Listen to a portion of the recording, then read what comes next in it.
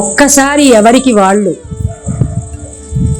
చిన్నప్పటి నుంచి మీ జీవనాన్ని చూసుకుని మన స్వార్థం కోసం కాకుండా, అంటే మన కోసం మనం కాకుండా ఇతరుల కోసం మనం ఏమైనా చేసామా ఆలోచించుకోండి. మన పిల్లలు, మన సంతానం, మన భర్త, మన కుటుంబము, మన బంధువర్గం, వీళ్ళకి కాకుండా ఈ ప్రపంచంలో ఉన్న జీవరాశికి కానీ ప్రపంచంలో ఉన్న మిగతా మానవులకు కానీ మనం ఏమైనా చేసామా అని జాగ్రత్తగా ఆలోచించుకుని ఇప్పుడు ఆ ధనవంతుడు చేసినటువంటి తప్పిదాన్ని మనం చేయకుండా ఉండటానికే మా గురువు గారు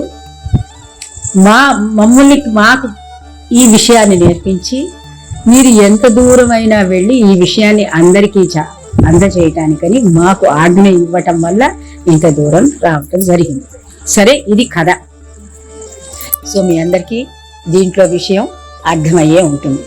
కాబట్టి సమయం అయిపోయిందని బాధపడక ఇప్పటి నుంచైనా మేము వస్తున్నాం కాబట్టి ఇది ఒక దివ్యక్షేత్రంగా మారి మీరందరూ కూడా ఒక గురుమార్గంలోకి వచ్చి ఇంకా మిగతా అందరికీ కూడా ఒక మార్గదర్శనం చేసే స్థాయికి ఎదుగుతారని ఆశీర్వదిస్తూ